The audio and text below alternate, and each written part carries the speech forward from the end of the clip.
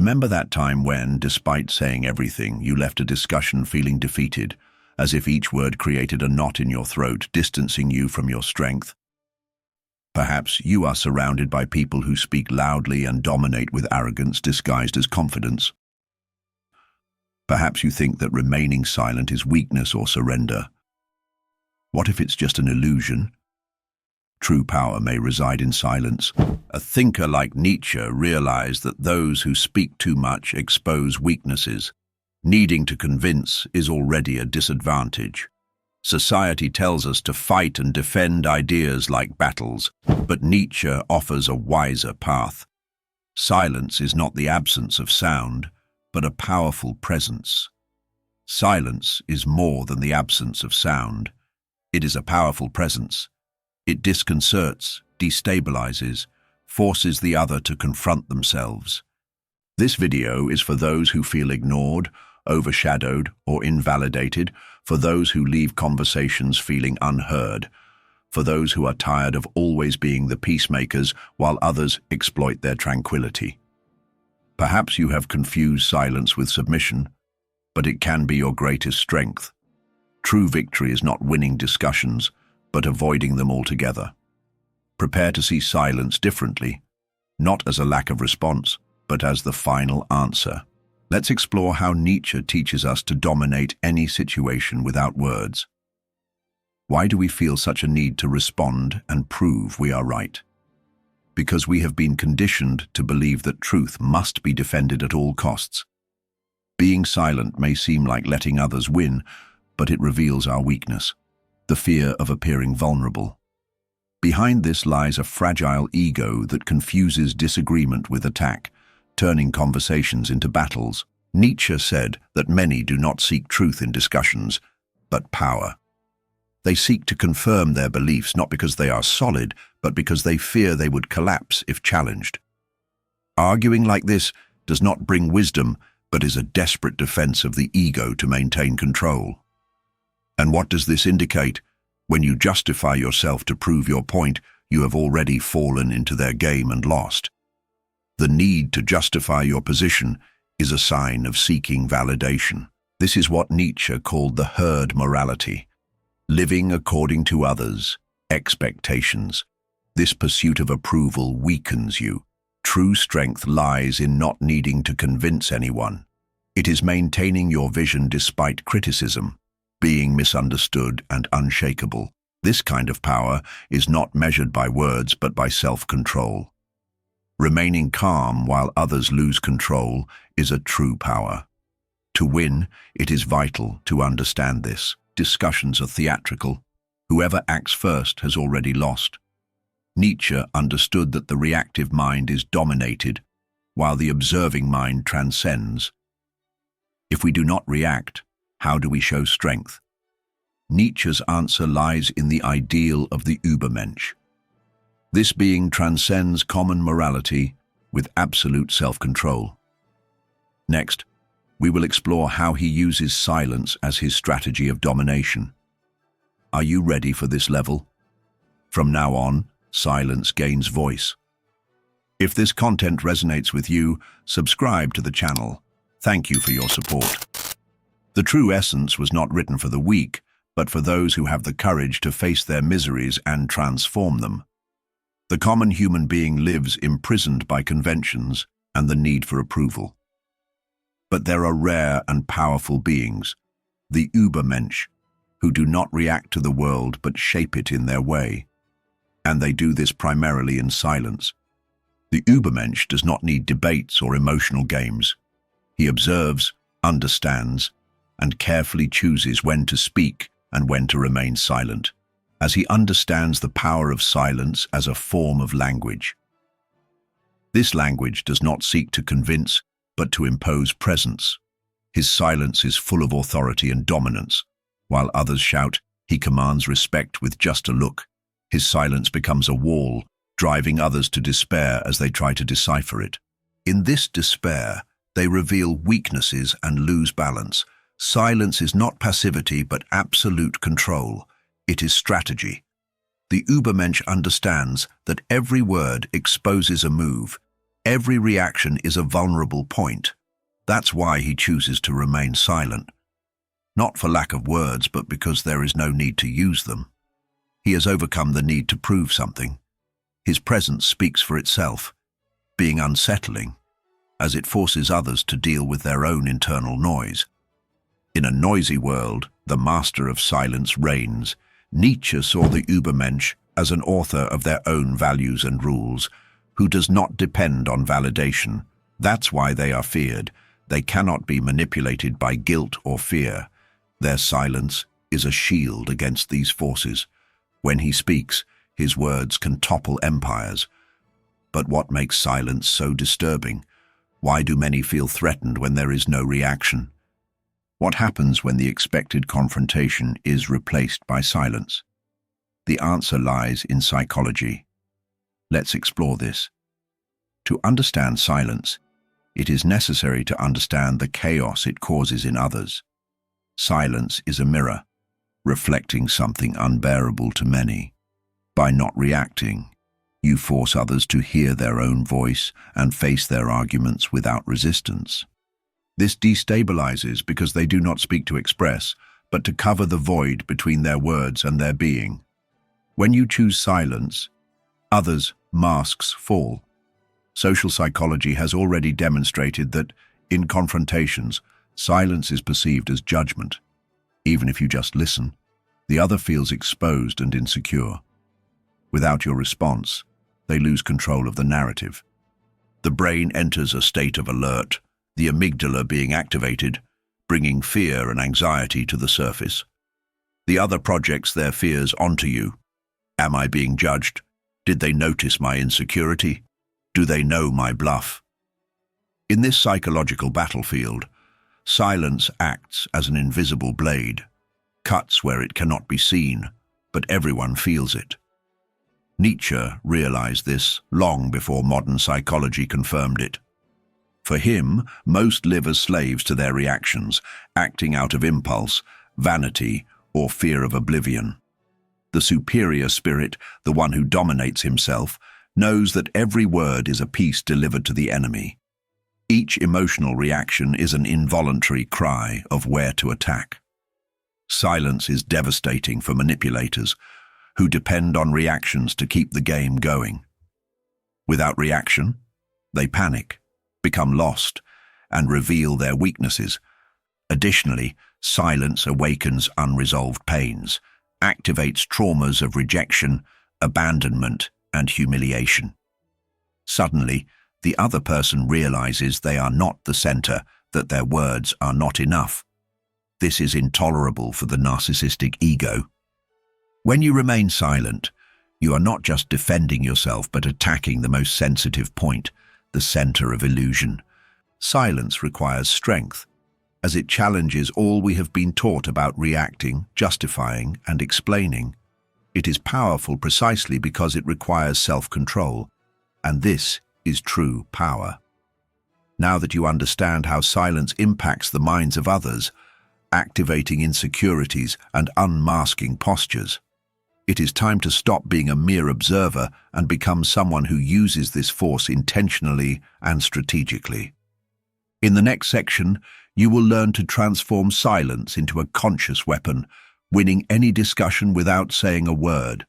Once you master this skill, no one will be able to control you. It's time to act, transforming knowledge into practice. You will learn to use your silence as a precision blade, no longer just as a shield, but as a weapon ready to cut through others' masks at the most unexpected moment. The first step is simple but challenging. Remain silent when you feel the urge to respond. This requires strength, as everything in you will clamor for reaction. Wanting to justify and prove you are right is tempting, but this desire is poison. Whenever you give in, it reveals that you are still under others' control, that you still care about their opinions. True silence only arises when you abandon this need, understanding that you owe nothing to anyone. Observation is the second weapon of silence. While others speak, getting lost in explanations, you listen attentively, like a hunter watching the prey's steps. You perceive hidden fears, subtle contradictions, and insecurities masked by arrogance. You retain everything until, if you decide to speak, every word is surgical. You will dominate the other's emotional territory. The third weapon is time. Prolong the silence. The pause generates tension, and tension is power. While they await your reaction, they face an internal collapse. Discomfort grows, and the mind fills the space with assumptions and paranoia. A silent look from you can be more powerful than several well-spoken sentences. The fourth weapon is unpredictability. By mastering silence, you become unpredictable. Unpredictability is feared because no one knows what to expect. Without clear expectations, they lose the advantage, become cautious, and weigh every word. You change the logic and become the center of the conversation.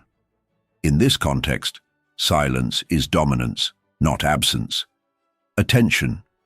Do not confuse silence with passivity. Nietzsche values strength. Silence here is active, full of intention.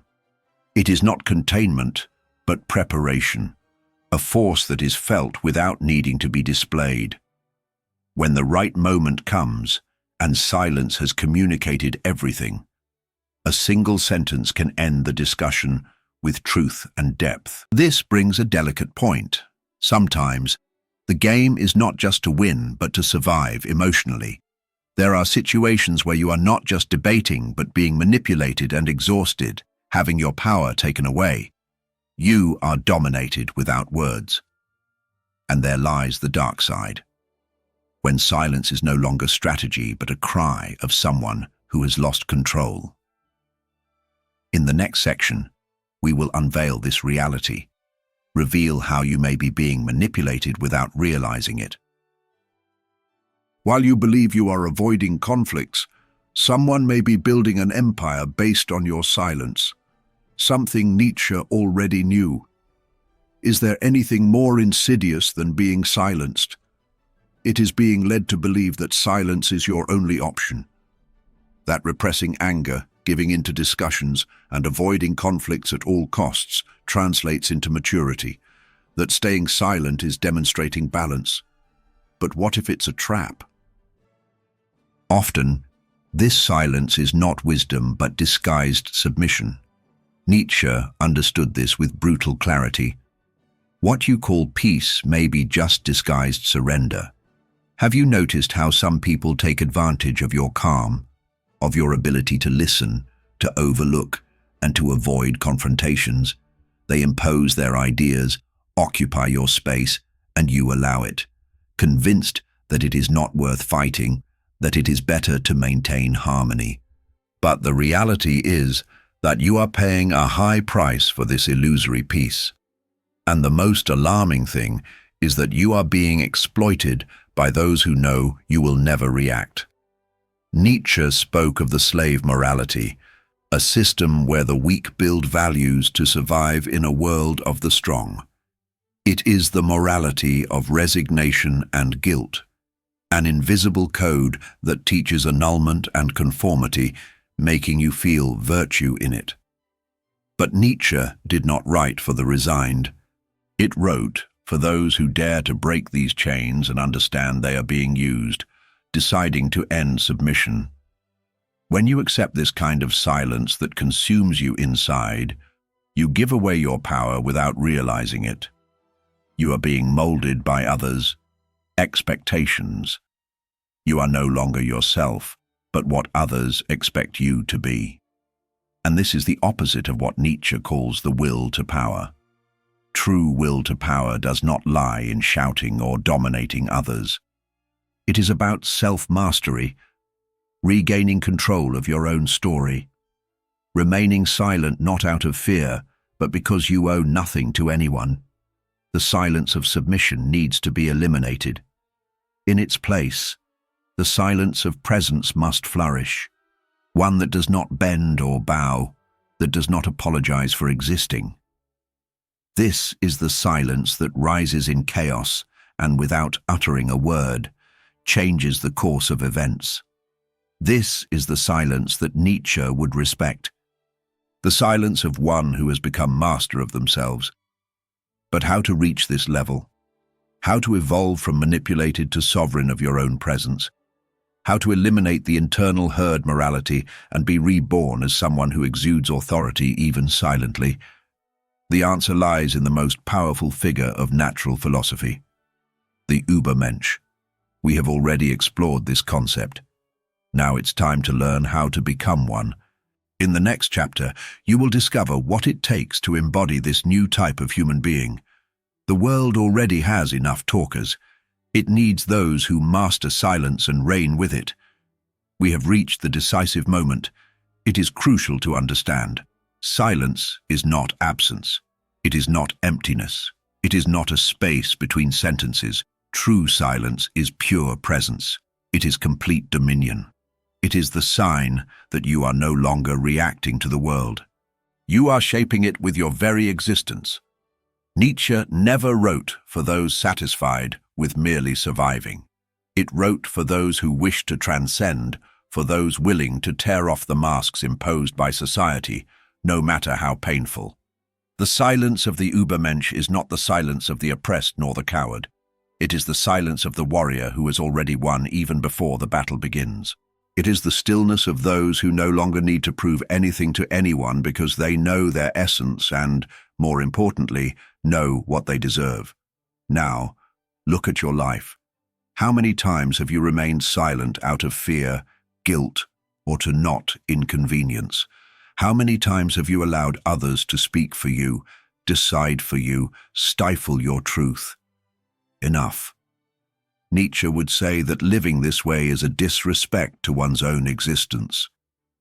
Accepting such silence is betraying oneself. From today, your silence must transform, not to be an escape, but an invisible cry of authority, a line, an affirmation of who you really are, even if no one understands. For your essence does not need to be perceived. It needs to be lived, which requires courage. Do you have this courage? Comment below. I choose the silence that demands respect. This not only demonstrates that you have come this far, but publicly affirms your decision and personal commitment.